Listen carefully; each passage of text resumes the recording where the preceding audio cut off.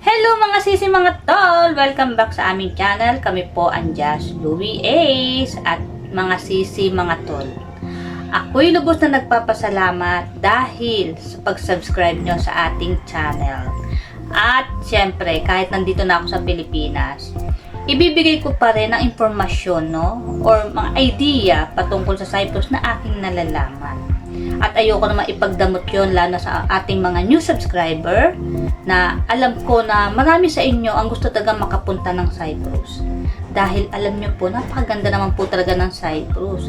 Although marami po talaga ang nambabas, lalo na sa mga vlogger na binablog namin ang Cyprus, nang sabi nga ay napakataas ng placement fee, pero mababa ang sahod. Okay, nandoon na po tayo mga sisi.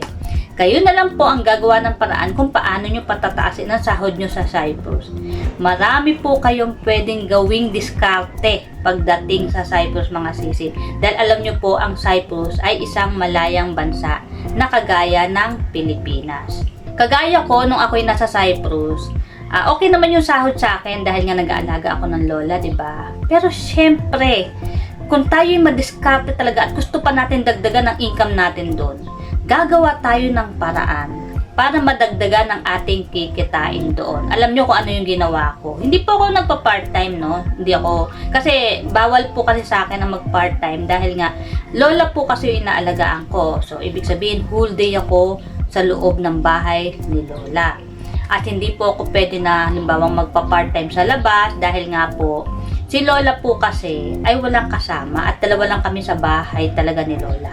Ano pong part-time ang ginagawa ko? Okay, ganito po yan. Nagtitinda po ako ng ukay-ukay. Ayan. At ginagawa ko ay pinopost ko ito sa aking Facebook page. Ayan. At marami naman po ang nakakakita na ating mga kababayan sa Cyprus. Ayan, ang ating mga kapwa Pilipina doon. At nag-order po sila. Paano ko po ito ibibigay? Ibibigay ko ito kung halimbawang ako ay magde-day off. Pag day off ko, parang yun na lang talaga yung day off ko. Hindi na po talaga kami nakakagala ni Ace, kundi nakakain na lang po kami sa burger, ganyan, sa Burger King. Yan po yung mostly namin na kinakainan at saka McDonald's. At kung minsan naman ay sa mga restaurant ng mga Pilipina doon. Okay, so kukunin ko yung mga number nila at tatawagan ko sila at syempre makikipag-meet up ako. Sa ganung paraan, na kumikita tayo kahit papaano, nagkakaroon tayo ng extra income. Marami po ako naging paninda doon. So, isa sa mga diskarte yan. Okay, ano pa ba iba mga diskarte? Meron akong ipapanood sa inyong video. Ilalagay ko sa comment section or makikita nyo dito sa may taas or dito. Ayan, i-click nyo po yung pagka lumabas na. Mapapanood nyo kung ano ba yung 10 ways para kumita, para magkaroon kayo ng income pagdating nyo sa Cyprus. Okay, ang Cyprus naman talaga ay napakagandang isla, no? Talaga namang mabibighani kayo at kung po pwede lang, wag na kayong uuwi. Ayan. So, marami na po talaga yung hindi po umuuwi kahit nagkakaedad na po ay hanggang ngayon nandoon pa rin po sila. Okay, si Tol Ace hanggang ngayon nandoon po, 68 years old na si Tol Ace. At thank God naman dahil siya po ay nagpe-pension na sa Cyprus. O, diba? May pension pala sa Cyprus. Okay, mapunta na tayo mga sisi, no, sa katanungan ng isa sa ating mga subscriber. Okay, shout out ko nga pala si, kagamit tayo natin salamin. Ayan. Kay Marivic Duran. Ayan. So, si Marivic Duran, ang shoutout sa'yo, Sisi. Ito ang question mo. As lang po, may termination din po ba dyan? 47 years old daw siya. Sana makapasa pa at may placement fee po ba? Okay, 47 years old. Ang tanong, ikaw ba ay ex-abroad? Ayan. So, mostly kasi sa mga agency, naghahanap sila until 45 years old lamang, no?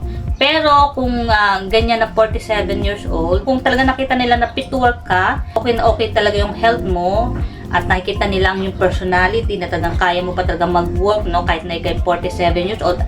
Okay, 47 years old, hindi pa yan matanda, bata pa po talaga yan. Pero mas maigi po, kahit na ikaw 47 years old, mas okay po kung ikaw ay ex-abroad. Ayan. So, marami po kasi mga agency ngayon, tinatanggap po nila is until 45 years old. Okay. Kung 47 years old ka at tatanggapin ka nila, kahit na ikaw ay first part-timer. Okay, depende po sa agency yan na. Okay, kung may placement fee po ba ang Cyprus? Yes, merong placement fee. At depende po yan sa bawat agency hindi po kasi pare-parehas ang placement fee nila mga sisi. Okay, so yung meron pong iba, meron 45 daw, yan. So, nagbaba na po talaga. Meron naman na inabot pa rin ng 60, 80, hanggang 100,000. Ayan, at iba-iba po talaga ang presyo ng kanilang agency. Ayan. At syempre, kung tinatanong mo naman kung may termination, wala pong termination sa Cyprus. Yan po ang kagandahan sa Cyprus mga sisi. Unlike po sa Hong Kong na meron pong termination. Pero ang alam ko sa Hong Kong ngayon kahit na i-terminate ka, dahil alam ko wala na po talagang placement fee ngayon sa Hong Kong. Kung i-terminate ka man, tapong ka man ulit sa Pilipinas, apply ka na lang ulit ng ibang bansa at piliin mo na ang Europe country. Ayan. So, marami po ngayon mga hiring kagaya ng Hungary, Czech Republic. Ayan. At magaganda mga bansa po talaga yan. At syempre, isa nga rin po ang Cyprus. Pero, gaya ng sinabi nga ng iba, pinabas nga po kami mga nagbablog patungkol sa Cyprus na ang taas nga rin ng placement fee, mababa ang sahod. Okay, gaya na sinabi ko, kayo na lang rin po ang gagawa ng diskarte.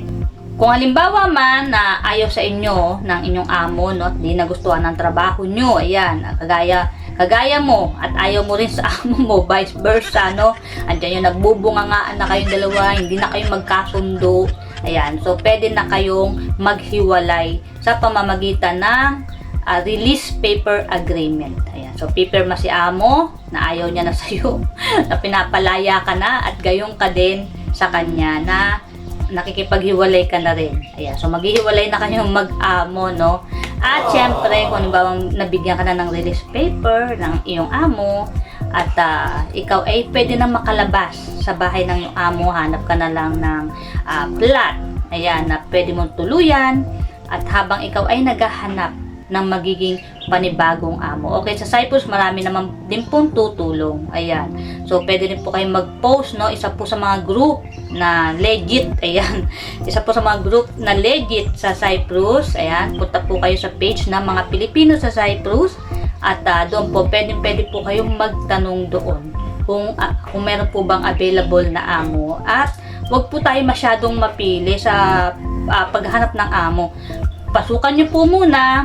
Tignan nyo muna kung okay ba at kung hindi okay, ay wag po muna kayo papasako, kundi mag-training muna kayo. Ayan, mag-try muna kayo kahit 3 days. Kung nagustuhan nyo at nagustuhan din kayo, okay, pasok na kayo at kung nagkasundo rin kayo sa inyong sahod. Kung maghanap kayo ng amo, wag kayo pabigla-bigla. Ayan.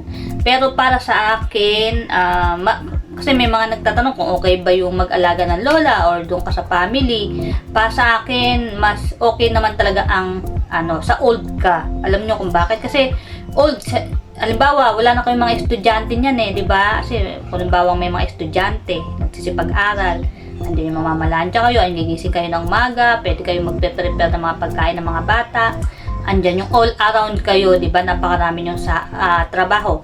Pero same pa rin ang sahod. Kung halimbawa doon pa rin kayo sa lola magtatrabaho, mas tataasan pa nga nila yun pagka nagtatrabaho kayo sa mga old people.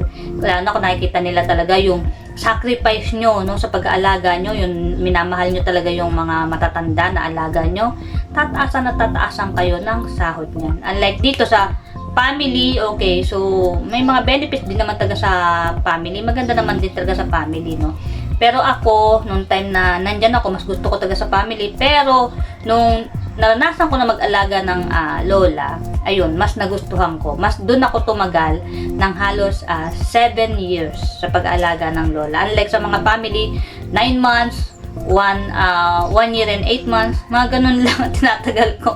Mas nagtagal po talaga ako sa pag-aalaga sa isang lola. Ayan, so kayo naman po ang pipili kung saan po talaga yung talent nyo, kung saan po talaga yung kaya nyong gawin para magkaroon po talaga kayo ng magandang pananatili dyan sa pagtatrabaho nyo sa Cyprus. Ayan, maraming salamat at sana kung meron kayong kahit paano natutunan sa ating munting video na ito, don't forget to subscribe at syempre click nyo rin ang bell button para lagi nga kayo manonotify sa mga next na video ng Just Louie. See you again next time. Bye-bye!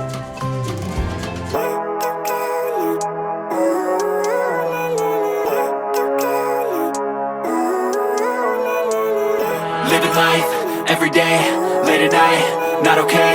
All I want, and I pray, all I need are some better days.